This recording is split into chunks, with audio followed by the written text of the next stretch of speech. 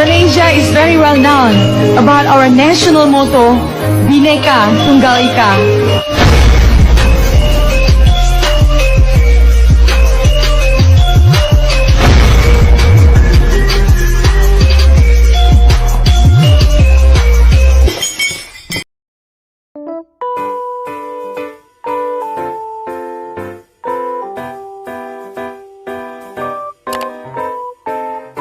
Assalamualaikum warahmatullahi wabarakatuh. Perkenalkan, kami dari kelompok 2 ingin menjelaskan tentang permasalahan keberagaman dalam masyarakat Indonesia. 1. Bentuk keberagaman masyarakat Indonesia. A. Suku bangsa. Suku-suku bangsa yang tersebar di Indonesia merupakan warisan sejarah bangsa. Persebaran suku bangsa dipengaruhi oleh faktor geografis, perdagangan laut, dan kedatangan para penjajah di Indonesia. Walaupun memiliki suku bangsa yang beraneka ragam, kita tetap satu bangsa tanah air dan bahasa. B. Adat istiadat. Pakaian adat merupakan peraturan tentang perbuatan manusia yang lazim dilakukan sejak zaman nenek moyang dan diikuti oleh keturunannya. Adat yang telah melembaga disebut adat istiadat.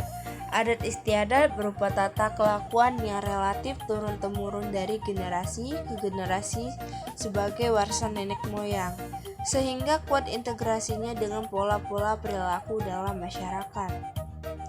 Sedangkan adat yang memiliki sanksi hukum disebut dengan hukum adat.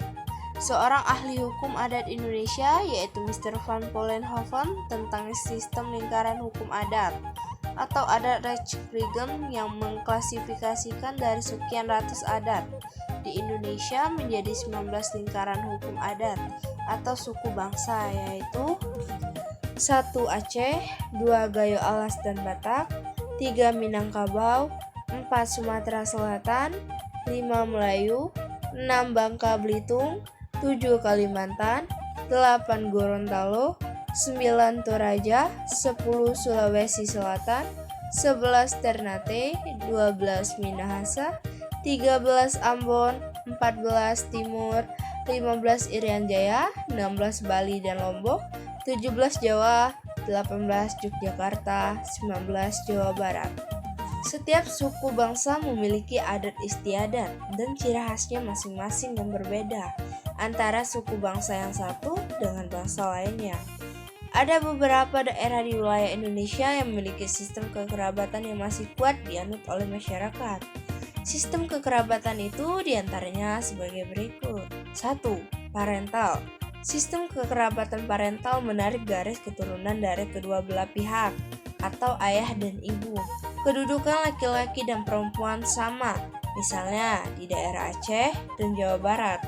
Di daerah apabila suatu anggota masyarakat akan menyelenggara pesta perkawinan menurut adatnya, biaya pesta ditanggung oleh kedua belah pihak atau berdasarkan kesepakatan masing-masing.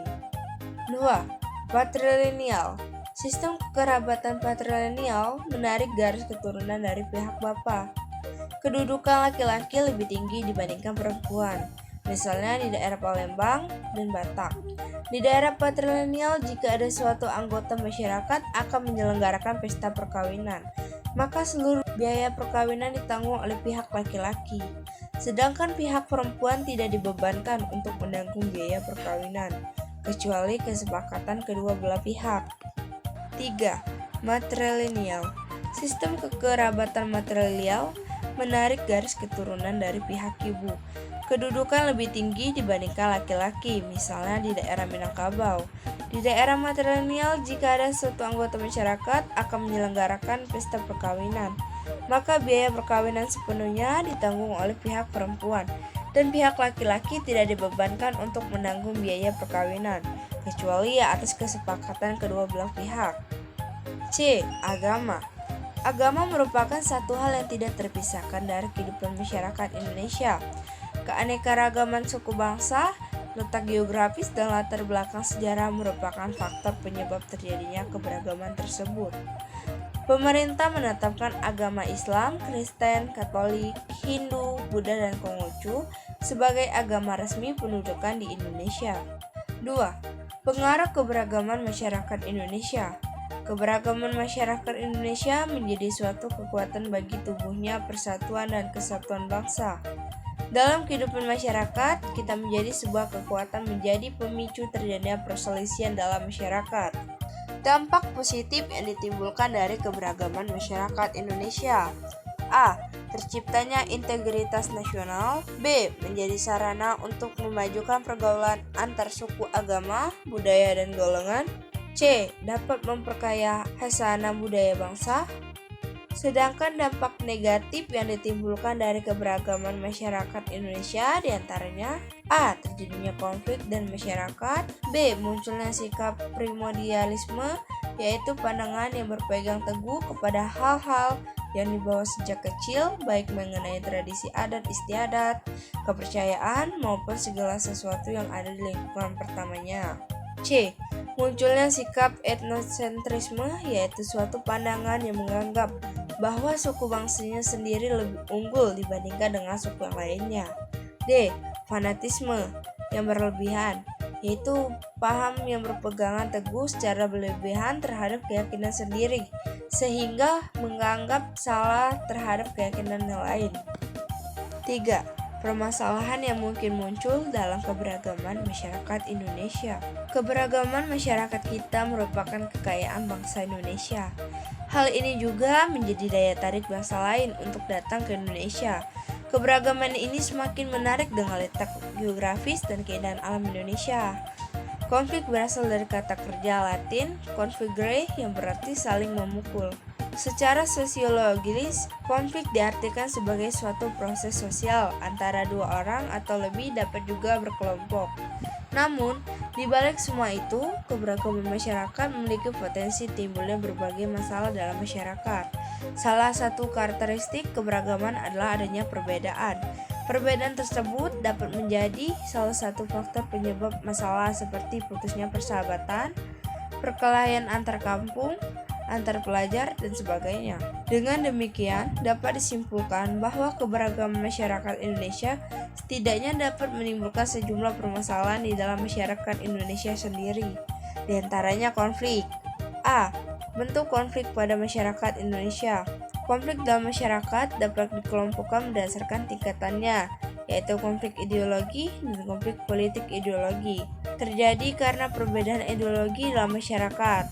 Contohnya, konflik ideologi adalah peristiwa G30 SPKI yang merupakan penolakan bangsa Indonesia terhadap ideologi komunis politik, merupakan pertentangan yang disebabkan perbedaan kepentingan dalam memperoleh kekuasaan atau merumuskan kebijakan pemerintah. Contoh nyata, konflik militer antara lain kan akibat proses pemilihan umum menolak kebijakan pemerintah untuk suatu. Berdasarkan jenisnya, terdapat konflik antar suku, konflik antar agama, konflik antar ras, dan konflik antar golongan. Berikut uraian konflik berdasarkan jenisnya. 1. Konflik antar suku, yaitu pertentangan antara suku yang satu dengan suku yang lain. Perbedaan suku seringkali menyebabkan perbedaan adat istiadat, budaya, sistem kekerabatan, dan norma sosial dalam masyarakat. Pemahaman yang keliru terhadap perbedaan ini dapat menimbulkan masalah bahkan masyarakat. 2. Konflik antar agama, yaitu pertentangan antara kelompok yang memiliki keyakinan atau agama berbeda. Konflik ini dapat menjadi antara agama yang satu dengan agama yang lain atau antara kelompok dalam agama tertentu. 3. Konflik antar ras, yaitu pertentangan antara ras yang satu dengan yang lain. Pertentangan ini dapat disebabkan sikap rasialis, yaitu memperlakukan orang berbeda-beda berdasarkan ras. Konflik antar golongan, yaitu antara kelompok atau golongan dalam masyarakat. Golongan atau kelompok masyarakat dapat dibedakan atas dasar pekerjaan, partai politik, asal daerah, dan sebagainya. Sekian yang dapat kami jelaskan. Terima kasih. Wassalamualaikum warahmatullahi wabarakatuh.